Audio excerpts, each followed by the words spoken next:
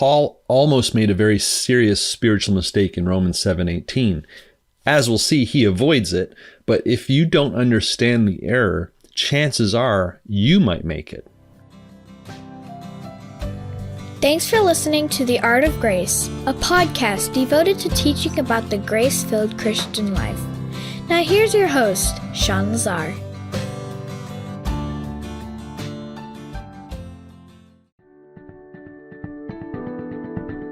Here's what Paul wrote. For I know that nothing good lives in me, that is, in my flesh. For the desire to do what is good is with me, but there is no ability to do it. Romans 7:18. Okay, did you catch that? Paul said, I know that nothing good lives in me. If he had stopped there, he would have made a crucial mistake. But he didn't stop there. He clarified, that is, in my flesh. The flesh is the fallen, mortal body, especially as seen with its bias towards sin. Sin lives in and through the flesh. Paul said that the law of sin was active in the parts of my body, verse 23. So nothing good dwells in Paul insofar as his body is concerned.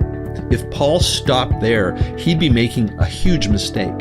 I'm sorry to say, I think many Christians do stop there. They're only preoccupied with their bodies, struggles, failures, and all they are apart from Christ. And that's a recipe for spiritual defeat. Nothing good lives in you, that is, in your flesh. And if that were the whole story, then all you could expect would be defeat. But that's not the whole story. Someone very good also lives in you. If you're a believer, you're so much more than your body. In fact, your spirit, soul, and body all together.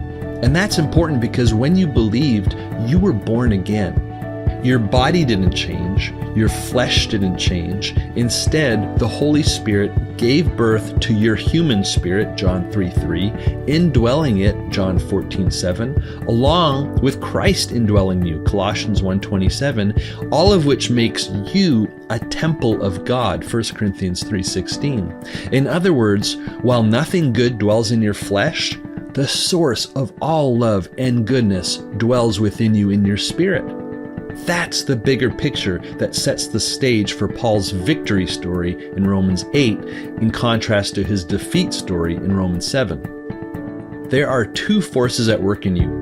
While the law of sin is in your flesh, the law of the Spirit sets you free from the law of sin and death, Romans 8:2. How does it do that?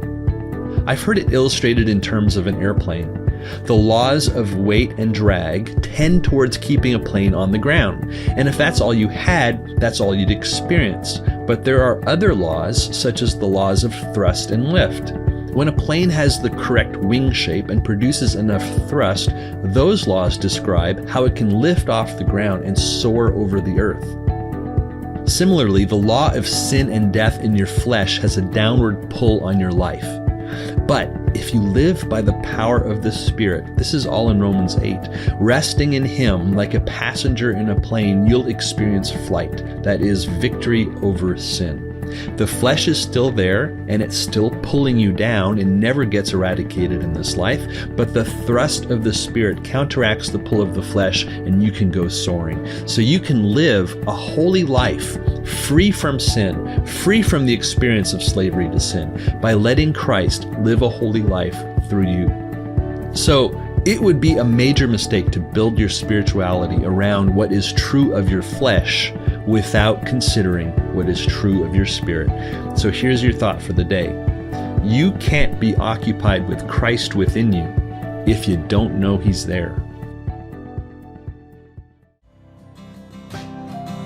The Art of Grace is produced by Free Grace International. If we've been a blessing to you, consider being a blessing to us and become a monthly supporter.